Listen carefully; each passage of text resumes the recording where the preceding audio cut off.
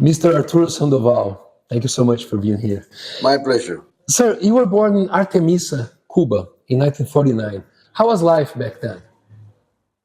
Oh, it was a small village, it was a small town. And my father was a car mechanic, and we were very poor people. And I was a kind of hopeless kid. I couldn't see any good future in my life. And then the music came and saved my life. Of course, of course. But from those days, how did that influence your musical style? I was 10 years old, 11 years old when I started playing music, I started very later playing some percussion things. And the only opportunity I got was to listen to traditional Cuban music. That was the very beginning, That's what I did for a few years until I got a scholarship to go to the School of Art now. And I went there for 2.5 years to get a classical training.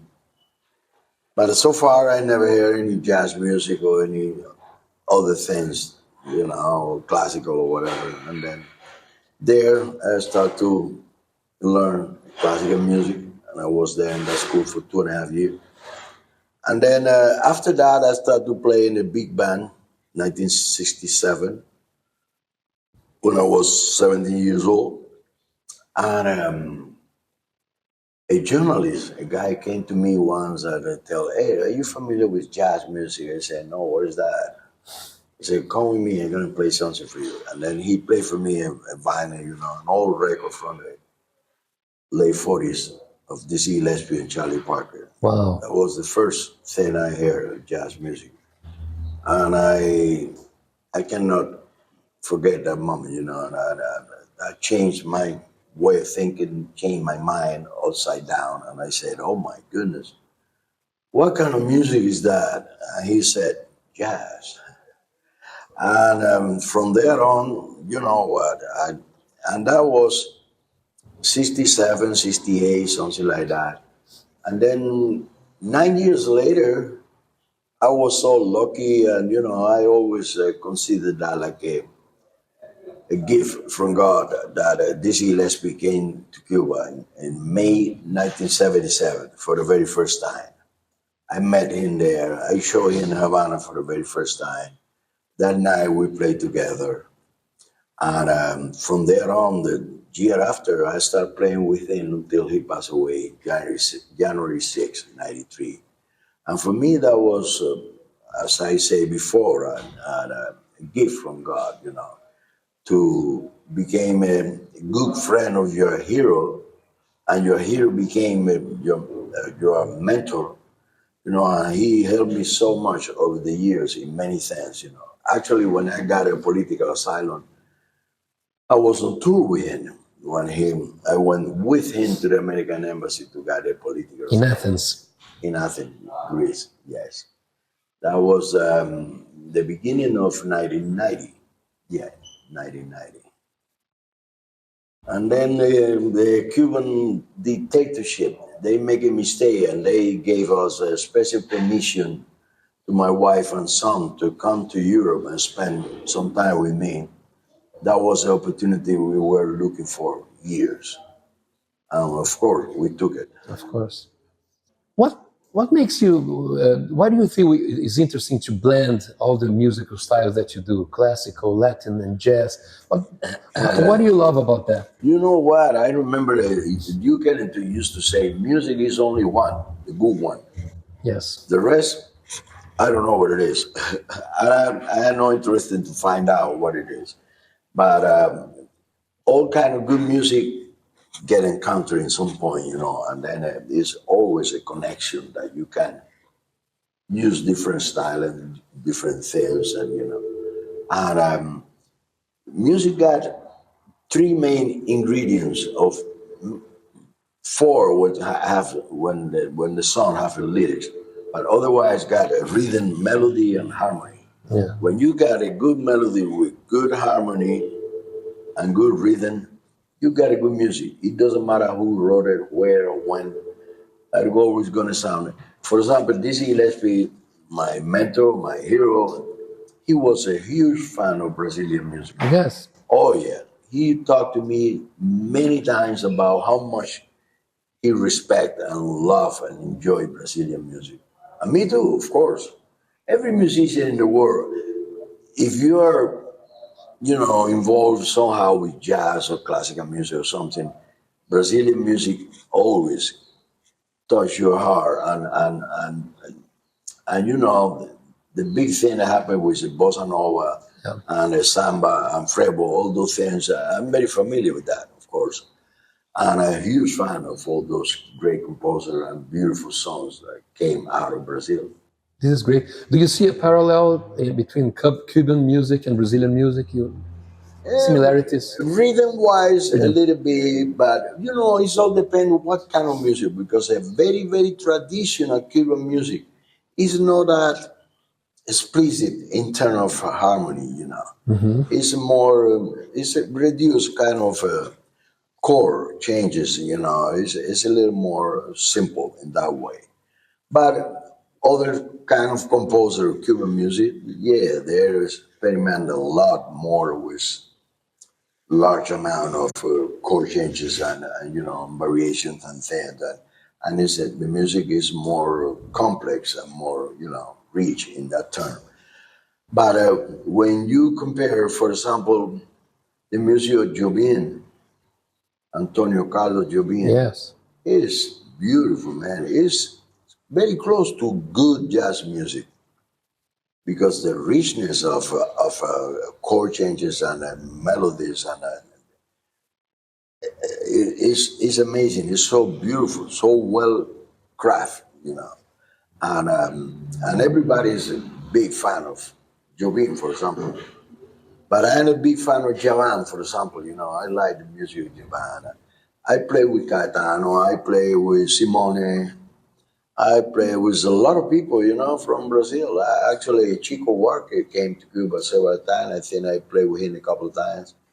And I met a lot of, I met Maria Bethania in Cuba, and I met Gat Costa too. I met a lot of good Brazilian. And I went in Rio many years ago, and they invited me to play with Scola do Samba, Yeah. school. Yeah. How was that? Caprichosos do Pilares. Great. Yes. I played with them.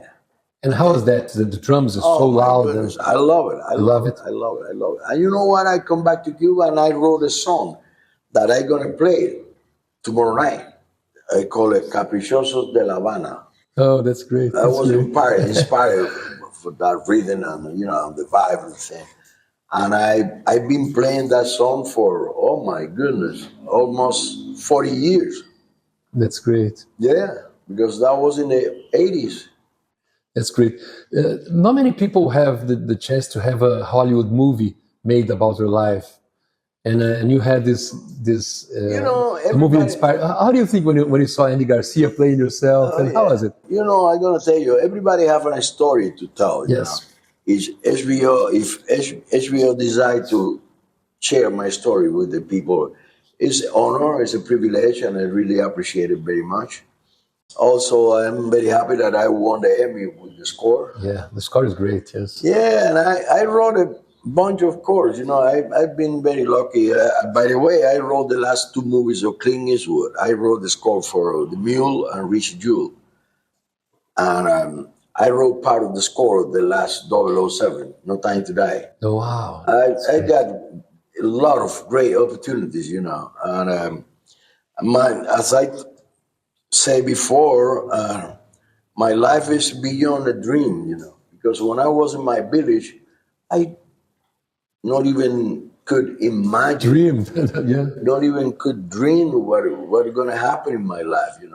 I play with all the major artists in the world. I play in the record of Frank Sinatra, Tony Bennett, Johnny Mathis, Barbra Streisand, you name it, And people participating in my albums, for example, like Michael Brecker, which is one of my heroes, and Stevie Wonder, Placido Domingo, Pharrell Williams, Ariana Grande, you name it, man. It's so many opportunities that I got in my life that is sometimes it's difficult for me to realize, and to put together all those things. And I say, how come?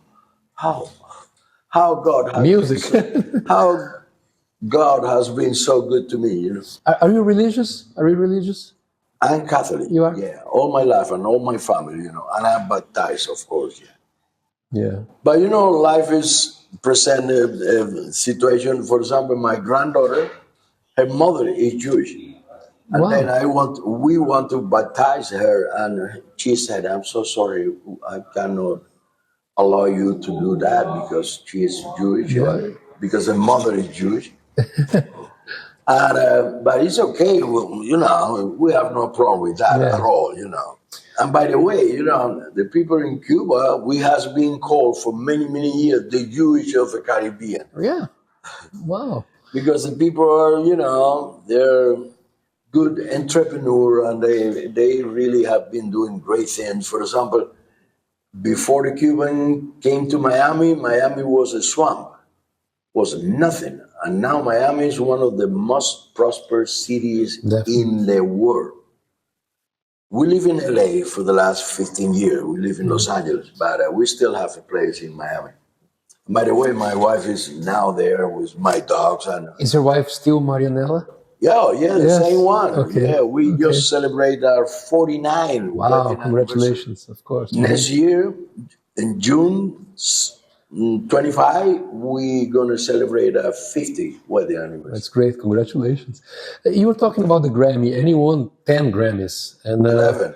11, great. And because the last one was a Lifetime Achievement Award. That's true. That was in Seville. Last year. And what is the importance of awards for a musician? We really must appreciate any award or any recognition because we must. When you're grateful in life, God is watching that, and sooner or later He's gonna give you a good gift. People that are ungrateful, they don't deserve anything. And we really appreciate every recognition, any award, very much. But one of the best or the bigger award is when you are on the stage and you see the audience vibrating and enjoying and respect what you do and having good time or something. That happens almost every week, and it's not specifically an award, but in our heart, sometimes more important than any award. Yeah, you once said that without freedom there is no life. Absolutely. And you received the Presidential Medal of Freedom from the President Obama. Yes. How was that? What did you feel when you were there? I'm going to tell you something. What I like about the medal the most is the name. Freedom. Yeah, because, I can talk about it because I live under the oppression of course. And the horrible dictatorship of 65 years and a half. And still going. Imagine that. 65 years and a half with no election, no respect for human rights, no nothing. The people in Cuba are living under a misery. It's horrible because it's a wonderful country, great people, but the system doesn't work at all. And you know what it really is my biggest preoccupation is a lot of people around the world that still don't get it. And they believe the socialist or communist or whatever is a solution for their problem. I am so sorry about those people because they have no clue what they thinking or talking about. They have no idea.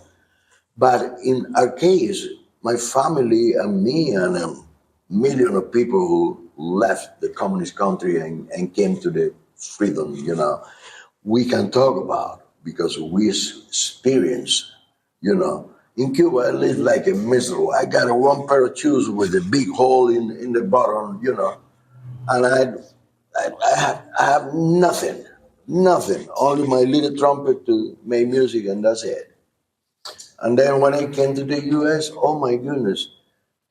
By the way, in all my years playing music in Cuba, I made one album with a local, national label that didn't have access to any kind of radio station all over the world or anything, or I got a possibility to be nominated or whatever. Only one album. Since I'm in the US, I got 48 albums. Wow. 24 nominations and 11 Grammys.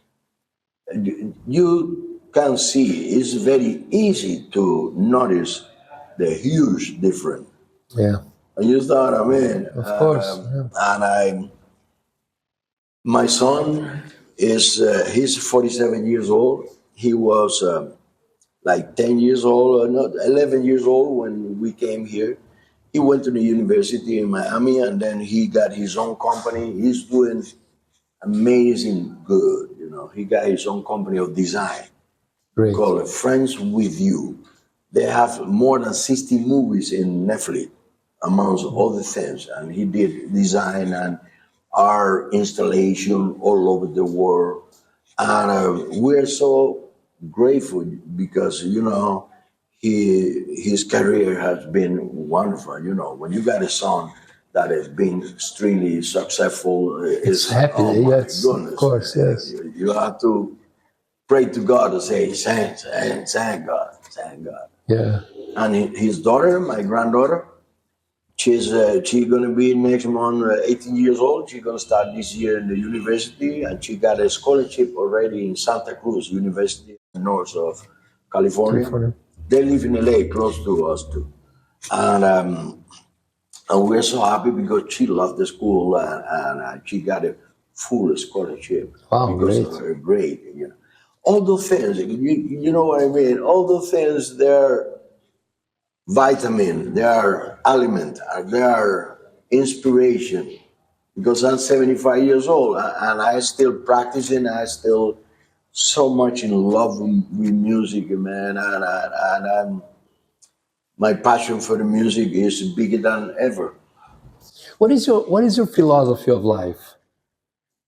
My philosophy of life is very simple. You know what? I heard somebody say many years ago that I still using almost every day. They say, if you want to see God laughing very hard, tell the Lord about your plans. That has been my philosophy, And what happened in the past, we have no control. That's gone already, history. Okay? And what is going to happen in tomorrow or near future is in the hands of God. My philosophy is try to do this 24 hours as good as I can in everything. As a human, as an artist, as a citizen, This is my way of thinking. It has been like this, I concentrate in these 24 hours. This is great. And what kind of advice would you give to Brazilian musicians, young musicians? Oh, you know what? Music is an inspiration. Music is a balm that cures the soul.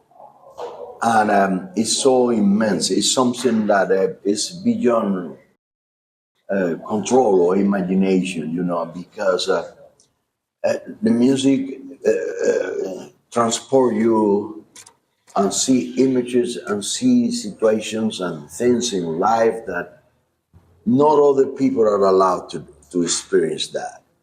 And we must appreciate that. But my advice is, if you are in love with the music, don't permit that nobody or nothing stop your desire and your passion, your discipline and your dedication.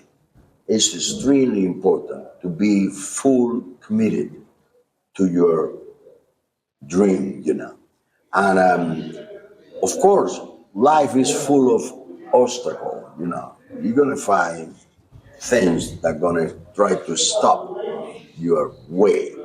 But our passion for music have to be stronger than that, have to be harder. And doesn't matter how many problems or whatever happen, your passion, your discipline, dedication, your commitment, gonna be or have to be stronger than all the inconvenience. And that's the only thing. That's the only thing. Doesn't matter. Somebody said 100 years ago, it doesn't matter how many times you fell. Important thing is how you get up and keep walking. And this is the natural and most simple philosophy of life. But it's true. You know, success is about how many times you fail and you get up and keep walking and keep trying as hard as possible. And sooner or later, you will make it.